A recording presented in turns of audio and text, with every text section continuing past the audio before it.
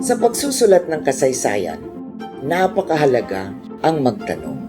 Nasaan na tayo? Maayos na ba ang buhay sa Pilipinas?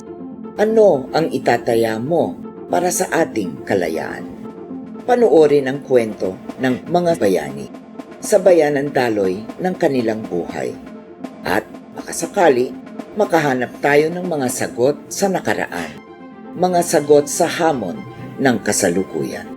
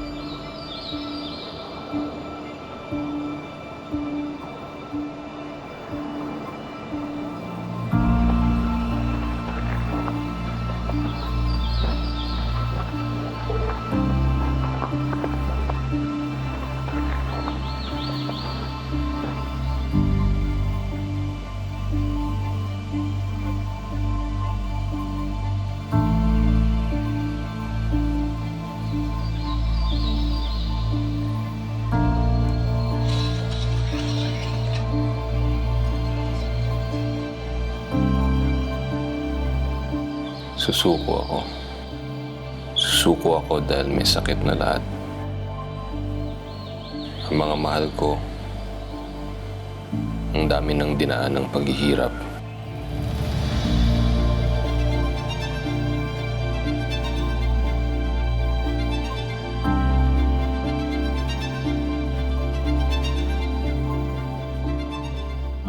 Malapad yung noo. Malapad yung noo niya.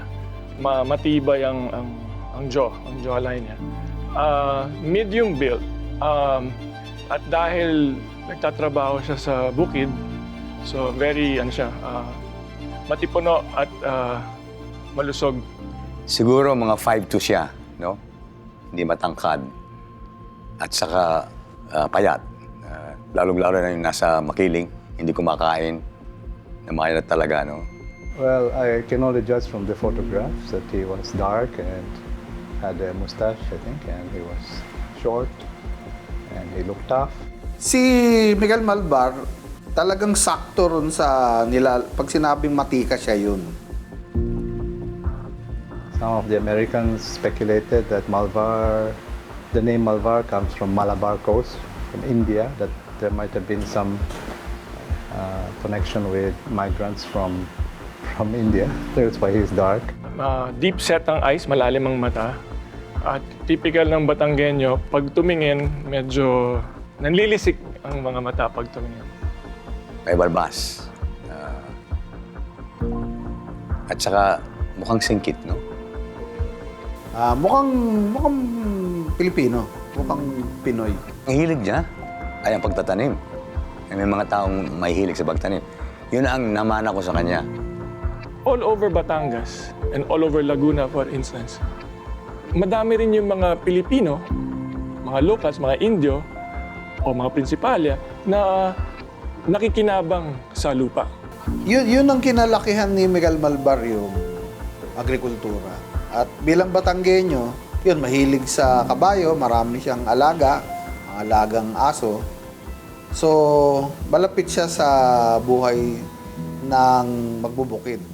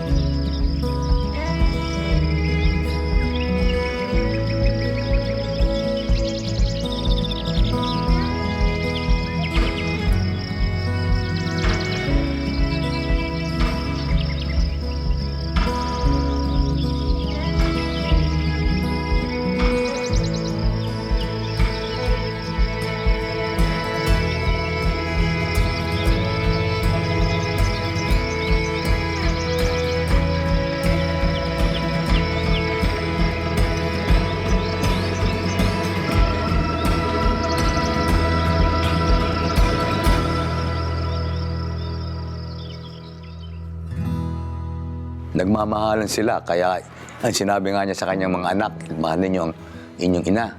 Inisip palagi niya si Lola Paula. No? Kung ang kasama mo sa buhay, ang may bahay mo, o ang partner mo, ito ang pinili niyang landas. Kung hindi sang-ayon yung partner mo sa direksyon ng ginagawa mo, mas mahihirapan siya. So part ng heroism ng lolo ko ay ang asawa niya. At saka, ang sabi ko, magpunta niya sa bundok, gusto niya sumama sa kanya ang kanyang asawa. Ito ay larawan ng isang taong nagmamahal sa kanyang asawa.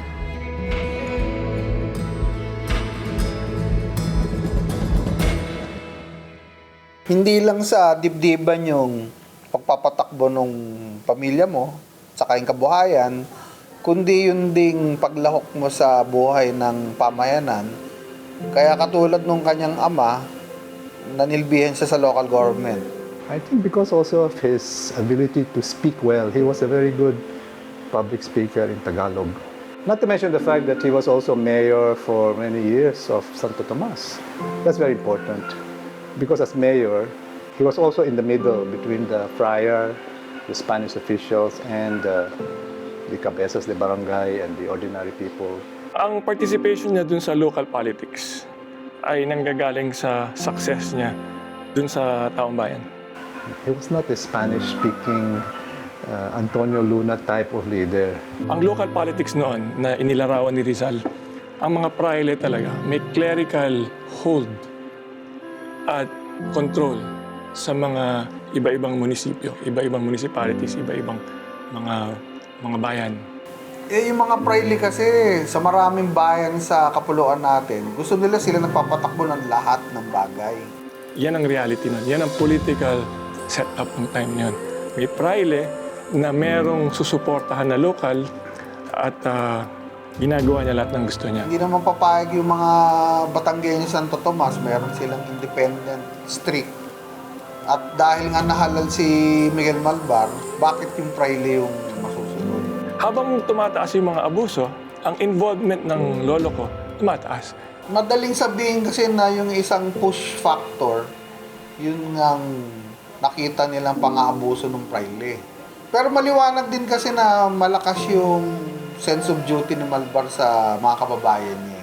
Kailangan niyang tumakbo para magkaroon ng economic independence, magkaroon ng bawas ng political interference ng praile doon sa bayan. At siya yung may clamor, siya yung binibigyan ng clamor ng tao na tumakbo.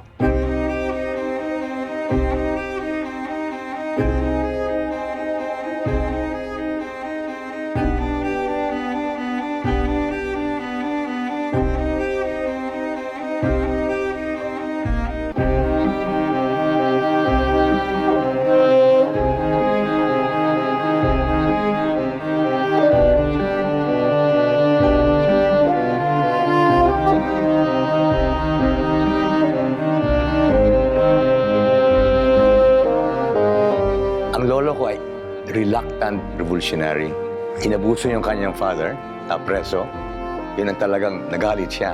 So, yun ang nagudyok sa kanya, yung kanyang pagkagalit sa maltreatment na kanyang ama. Yung mga last months of 96, from October to about December, yan yung umalat at nakuha ng mga Pilipino yung Cavite at na-expand nila sa Batangas. Pagdating ng 1897, nag-concentrate na sila sa South.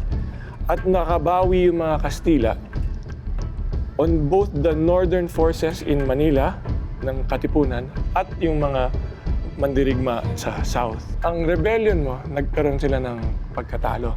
That's why nung kinonvene nila yung Tejeros sa Cavite, nandun sila lahat. Doon pa lang makikita mo na hindi united ang mga tao. All I know is that he was part of the Bonifacio faction, and that but at the same time he was also loyal to Aguinaldo.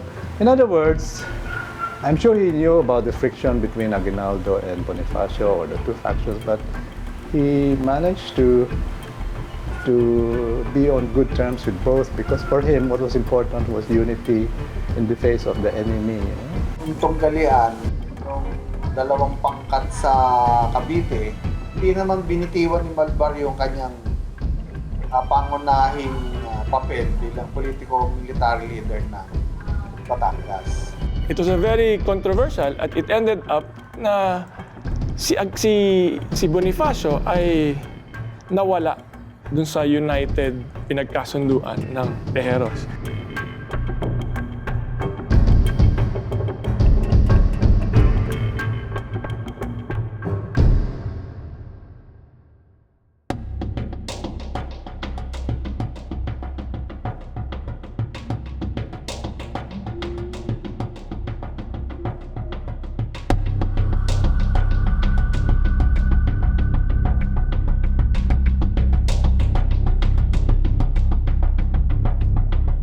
Habang nakikipag-usap sila Aguinaldo kay Paterno, na-capture nila yung isang garrison sa San Pablo, Laguna. Sila nila Pasiano. And held it for 3 days before bumalik yung mga Kastila at house to house yung gera para ma-drive out sila sa San Pablo. Tuloy ang himagsikan para sa kanila.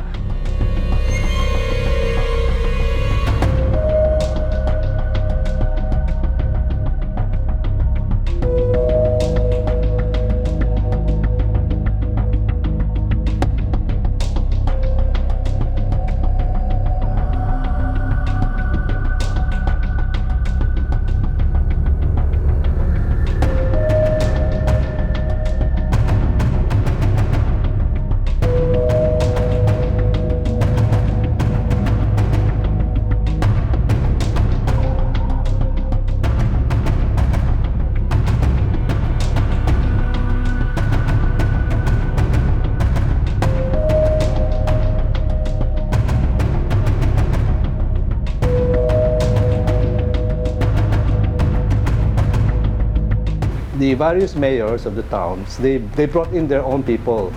But these were just mayors and barangay captains with their men. How do you form an army out of them? This is where Malvar was a genius. He managed to actually forge an army out of these different mayors and their armed men.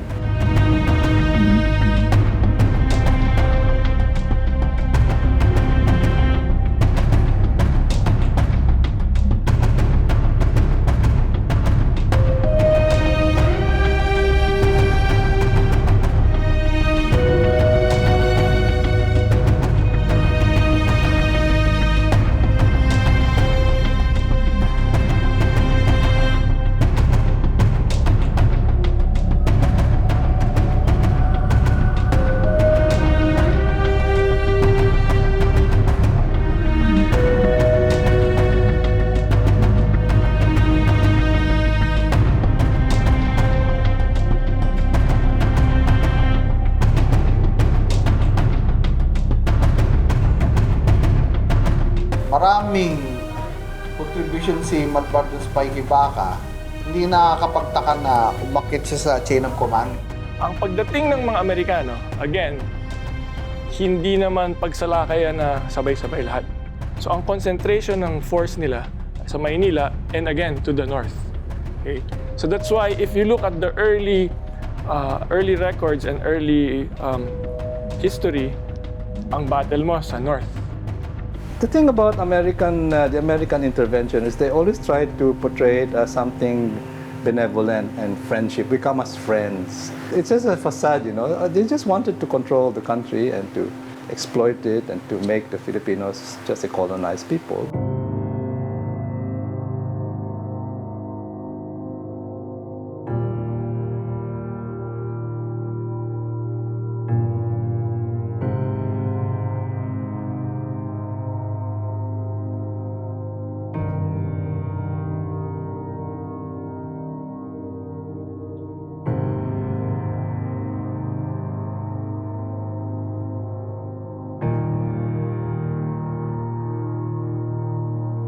When the Americans finally decided to invade southern Luzon, that was in January 1900. Malvar was also lucky that the Americans were busy fighting Aguinaldo and Luna's forces in central Luzon. And then after that, By 1900, they decided to invade southern Luzon, and so Malvar had time to set up his defenses.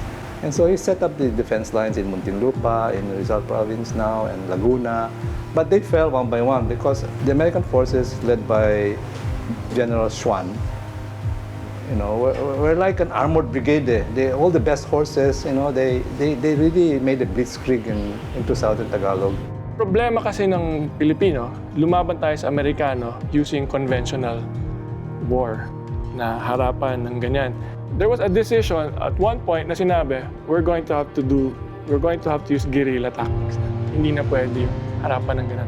Because talagang tactically, hindi ka mananalo.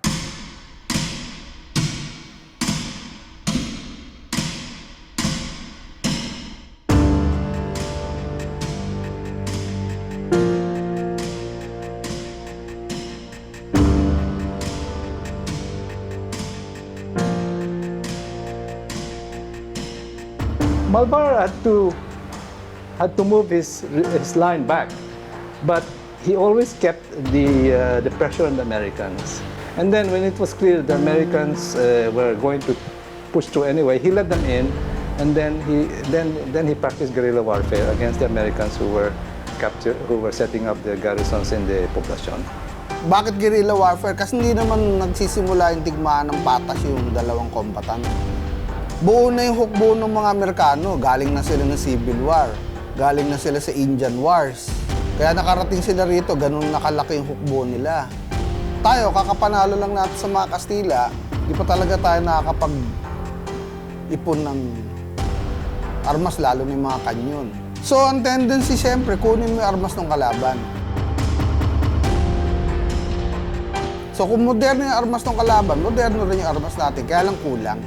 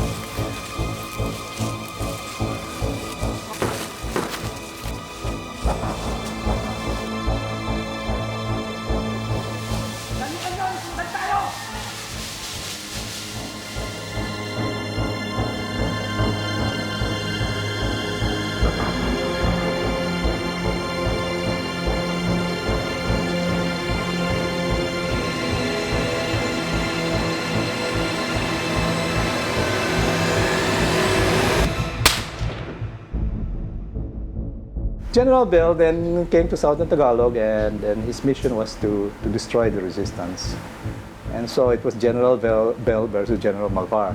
Ang ginagawa nila ng Philippine-American War, maaaring magmimit sa battlefield, magwi-withdraw yung mga Pilipino hanggang makaabot ng gubat. Kung hahabol yung Amerikano, argabyado na siya ron dahil mas kabisado natin yung gubat, hanggang makaakit ng bundok.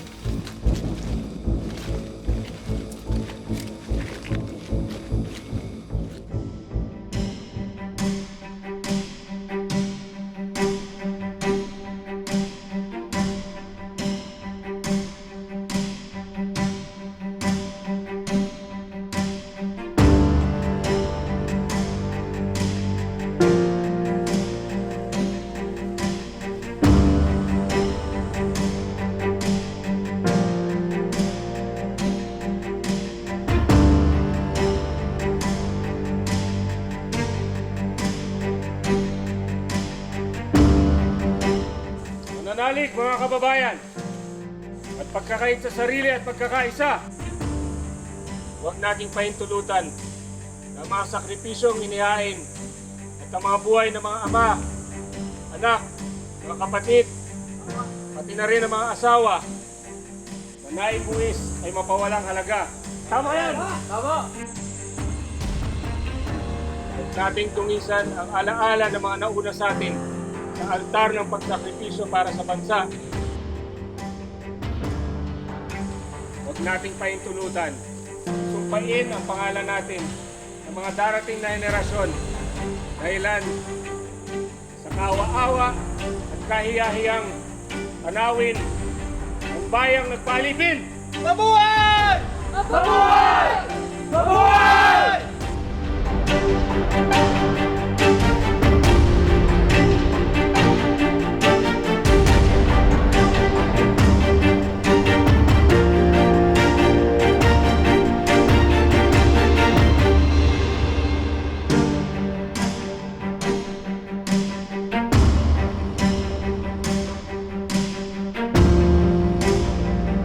General Bell closed in on Malvar during the reconciliation period, interrogating people in the towns, asking them when was the last time you saw Malvar. So they zeroed in, by asking, and by the way, they use torture. They use torture if necessary to get information. But from the time war started in 99, in Feb 99, to the time it ended, humaba yan eh. And the Americans were not expecting na ganyang kahaba. In fact, yung Makiling, hati sila ni General Pasiano Rizal. So, habang tumatagal, lumalawig yung bakbakan, Batangas, Laguna, yung buong Southern Tagalog na nga. But the Philippines has been, actually a testing ground for counter-guerrilla warfare.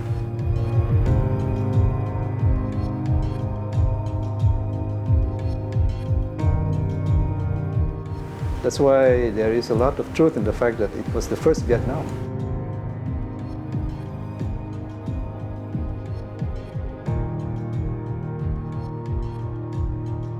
What they did in Vietnam, they did first in the Philippines, but we didn't even know it.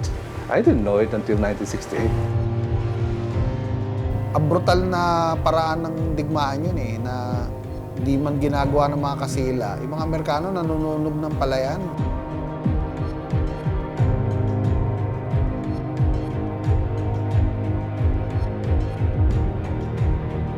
This whole thing we're talking about didn't just occur in southern Tagalog or southern Luzon. It occurred in the Ilocos, in Sama, Leyte, parts of northern Mindanao. And we need more research to be done. And, well, definitely, nung pumutok na yung gulo, kasi hindi ka na makakapagtanim eh. Hindi ka na makakapagtrabaho. Kasi you're always on the run. They finally figured out where Malvar was.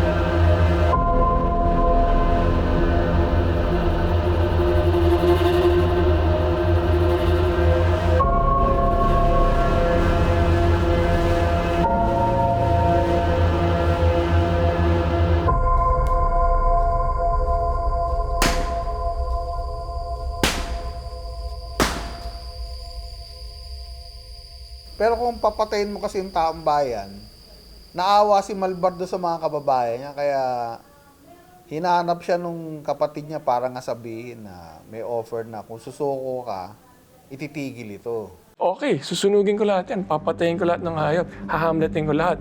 Wala dito sa Hamlet, papatayin ko kayo lahat. Everyday hindi ka sumusender, may mag-google pa, may mapapatay. So bagamat kaya ni Malvar yung sakripisyo, naawa siya rin sa pamilya ng mga tauhan niya. Hindi lang ikaw nahihirapan. Yung mga kababayan mo nahihirapan. To top it all, there was a cholera epidemic that hit that region. It started from Manila and it arrived in April. Now, you see the timing? Why did it surrender in April? And you know, when the cholera hits a town and all the people are concentrated in the population, everybody will get it. it will catch the cholera. So Malvar was hoping that by surrendering, the Americans will open up the towns and let the people go back to the barrios so that the cholera will not, will not spread so much. But it still killed more people than actual warfare, the cholera.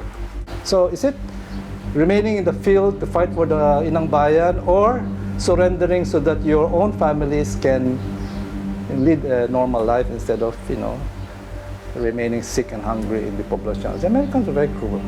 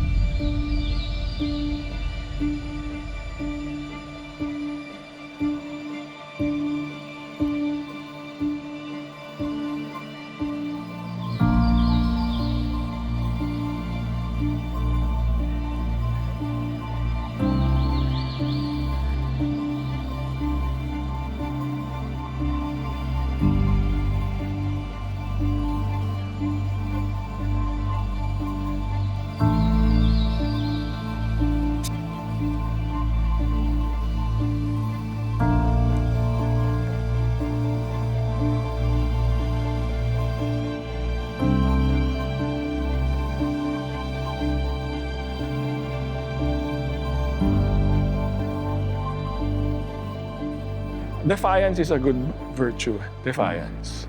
Okay. Sometimes when you do certain things, pag lumalaban ka, or not just when you fight, when you do certain things, may end game.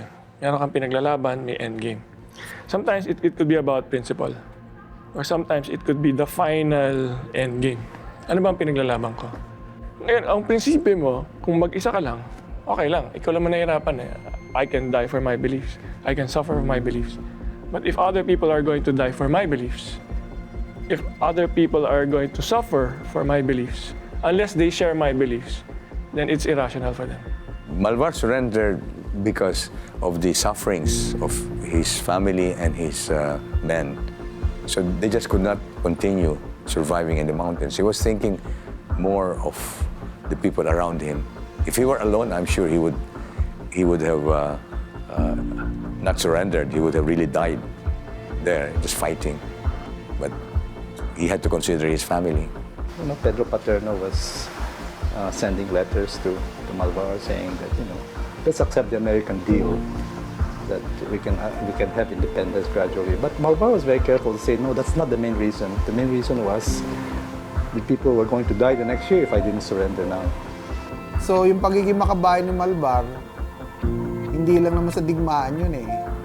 So kung naniniwala tayo sa kasarilan ng Pilipinas, yung teritoryo natin, Benham Rice, lahat yan, hindi natin dapat payagan na kunin ng mga dayuhan. Malvar is a source of inspiration for trying to become more independent and really independent.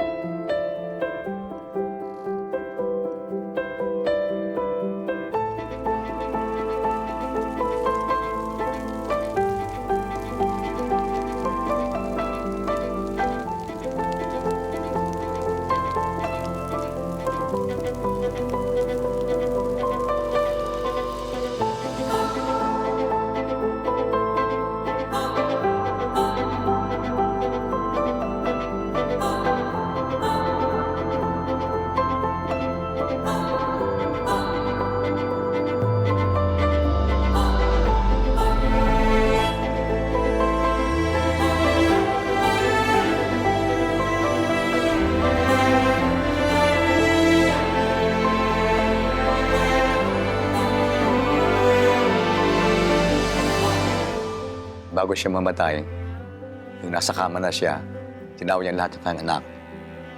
Ang kanyang habilin ay mahalin ninyo ang inyong ina.